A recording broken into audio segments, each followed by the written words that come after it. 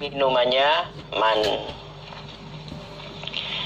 Jadi barang siapa yang berpuasa tetapi tidak meninggalkan ucapan bohong dan tidak meninggalkan perbuatan bohongnya, ucapan dusta atau perbuatan dustanya tidak ditinggalkan, tetap saja, maka meskipun dia puasa meninggalkan makan dan minum, Allah tidak ada hajat, Allah tidak membutuhkan puasa yang seperti itu. Padahal mestinya asyamu li wa ana ajzi bihi. Puasa itu untukku Allah, saya yang akan membalasnya sekehendak Allah, bukan hanya 10 kali hasanah, bukan hanya 700 kali lipatan, tapi betul-betul sekehendak Allah. Nah, tetapi kalau dalam puasanya tetap mengerjakan perbuatan dusta, tetap berbicara yang bohong, Allah tidak menerima puasanya orang itu. Allah tidak akan memberi pahala, tidak akan membalas pada orang itu. Ini artinya kita dalam berpuasa harus meningkatkan kejujuran, termasuk bagian dari latihan atau praktek kejujuran, baik ucapan maupun perbuatan. Sehingga dengan berpuasa betul-betul meningkatkan ketakwaannya, karena betul-betul menetapi atau meningkatkan kejujurannya. Babul ghibah, babnya menggunjing, babnya menggosip, menggunjing. Lissoim, bagi orang yang berpuasa. Orang berpuasa kok tetap menggunjing, ngomongkan orang, kejelekan orang, kemudian kalau istilah Jawa itu rasan-rasan, ngerasani temennya, ngerasani pengurusnya, ngerasani pengaturnya, ngerasani gurunya. Itu berarti ghibah, menggunjing, menggosip. Katanya digosok biar tambah sip. Lah, orang yang ghibah pada keadaan puasa itu diterangkan hadis berikut. Haddatsana Abdullah ibnu Maslamah al-Qanabi an Malikin an Abi Zinadi anil A'raji an Abi Hurairah anna Nabiyya sallallahu alaihi wasallam qala, bersabda Nabi, asyamu, adapun puasa, asyamu adapun puasa iku junnatun perisai, junnatun perisai atau tameng. Idza kana, apabila ada, siapa hadukum, salah satu kalian, apabila ada siapa hadukum, salah satu kalian, iku so iman, orang yang berpuasa, iku so iman, orang yang berpuasa, fala yarfuth, maka jangan berbuat rofath. Berbuat rofath itu ya ngomong jorok, apalagi sampai berbuat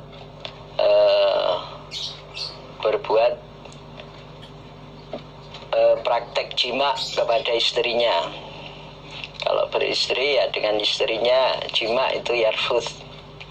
Kalau dalam omongan ya omongan-omongan yang jorok, omongan yang purnu, omongan yang omongan jorok. Walaya jahal, dan jangan berbuat bodoh. Berbuat bodoh ya menganiaya atau mendustai atau berdusta kepada temannya, ngajak bertengkar pada temannya. Lah, itu termasuk berbuat bodoh. Walaya jahal, dan jangan berbuat bodoh dia, ahad. Fa ini mru'un, maka seandainya seseorang iku qatalahu, mengajak bertengkar dia pada ahad, mengajak bertengkar siapa umru'un, imru'un hu pada ahad, ausyatamahu atau memaki, mencaci, memaki siapa imru'un hu pada ahad, diajak bertengkar atau dicaci, dimaki, istilahnya dipisui.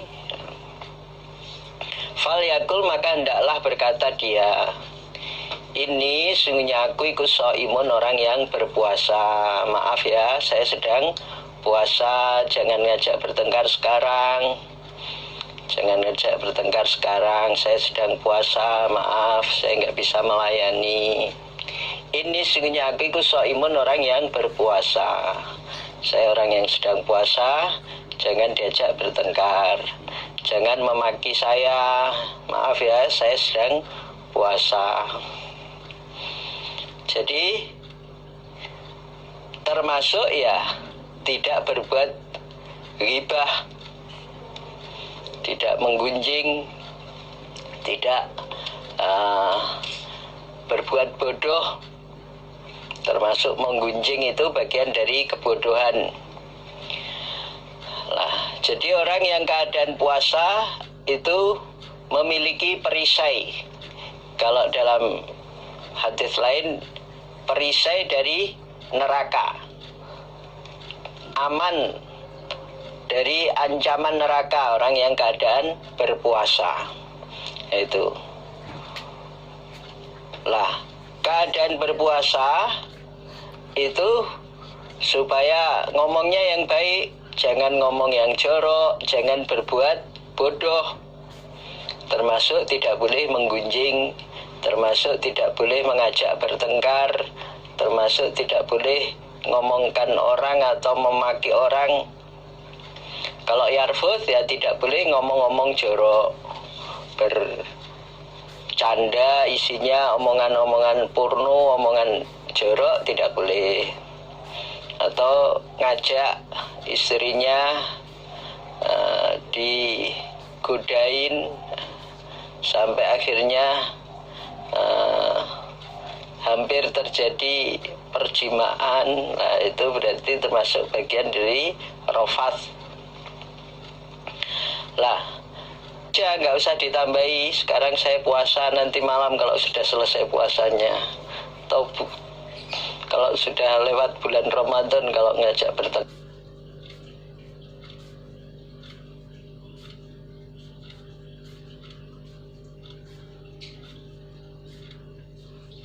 lah, dikira nggak berani, tidak usah ditambahi begitu.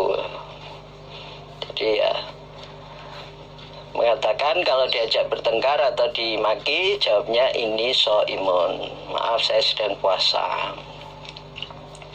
Babu taglidi tahrimil jima', babnya taglidi memberatkan tahrimil jima' pada keharamannya jima'. Jadi larangan keras, larangan yang disangatkan. Fi nahari Ramadan, di dalam siangnya bulan Ramadan. Kalau malamnya boleh, siangnya itu betul-betul larangan keras. Baik itu pengantin baru ataupun juga pengantin lama. Jadi larangan keras berbuat menjima istri di siang bulan Ramadan, di siangnya bulan Ramadan. Al-shaimi, atas orang yang berpuasa. Al-shaimi, atas orang yang berpuasa. Wa wujubil kafarah, wa wujubil kafarah, dan wajibnya kafarah al-kubro yang besar. Kifarotnya atau kafarohnya kafaroh kubro, kafaroh yang besar. Fihi, di dalam jima', jima' siang hari waktu Ramadan. Wa bayaniha, dan keterangannya, kafaroh, penjelasan lengkapnya tentang kafaroh kubro itu. Wa naha, dan sungguhnya kafaroh kubro iku tajibu, wajib alal musiri, atas orang yang mudah, orang yang mampu, orang yang mudah, orang yang kaya. Wal mu'siri, dan orang yang kesulitan. Orang yang kesulitan, orang yang melarat. Semua itu wajib mengerjakan kafaroh kubro kalau melakukan jima di siang hari bulan Ramadan. Wayat butuh, dan tetap apa kafaroh kubro fi zimmatil mu'sir, di dalam tanggungannya orang yang kesulitan. Tanggungannya orang yang kesulitan, orang yang keadaan melarat, ya tetap punya tanggungan itu. Hatta yastati'a, sehingga mampu dia, sehingga mampu mengerjakan kafaroh kubronya itu. Kafaroh kubronya nanti diterangkan berpuasa 2 bulan berturut-turut, atau memberi makan 60 orang miskin. Nah itu walaupun orang yang melarat, orang yang berat, tetap kewajiban itu tetap sampai dia mampu, sampai Allah paring kemampuan dia. Walaupun mungkin dibantu orang lain, tapi dia punya kemampuan untuk mengerjakan kafarohnya itu.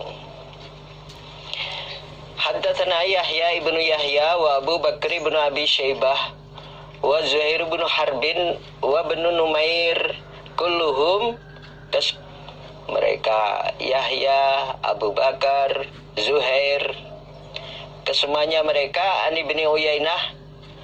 Qala Yahya akhbarana Sufyan ibnu Uyainah an Zuhri an Humaid bin Abdurrahman an Abi Hurairah radhiyallahu anhu. Qala, berkata Abu Hurairah, Ja'a datang sapa rajulun, seorang laki-laki. Siapa rajulun? Seorang laki-laki. Ilan Nabi, kepada Nabi sallallahu alaihi wasallam. Faqala, maka berkata dia rajul. Ada rajul datang terus berkata, Ja'a qala. Nah itu datang terus ngomong dia. Ja'a qala, istilah anak pondok. Kok ngomong, baru datang ngajak ngomong aja. Ja'a qala itu. Faqala, maka berkata dia rajul, halaktu rusak aku ya Rasulullah. Halaktu rusak aku ya Rasulullah. Qala, bersabda Nabi, wa ma ahlakaka, apa yang membuat rusak padamu? Apa yang membuat rusak padamu? Qala, menjawab dia rajul, waqa'tu jatuh aku alam ro'ati, atas istriku, fi Ramadan, di dalam bulan Ramadan. Waqa'tu itu istilah bahwa dia menjima istrinya. Itu jatuh, bukan jatuh tersandung kemudian menimpa istrinya, lalu itu istrinya sedang tidur tertimpa, bukan begitu, tapi maksudnya menjima istrinya fi Ramadan, di dalam bulan Ramadan. Nah itu dia merasa sangat bersalah, merasa dirinya rusak.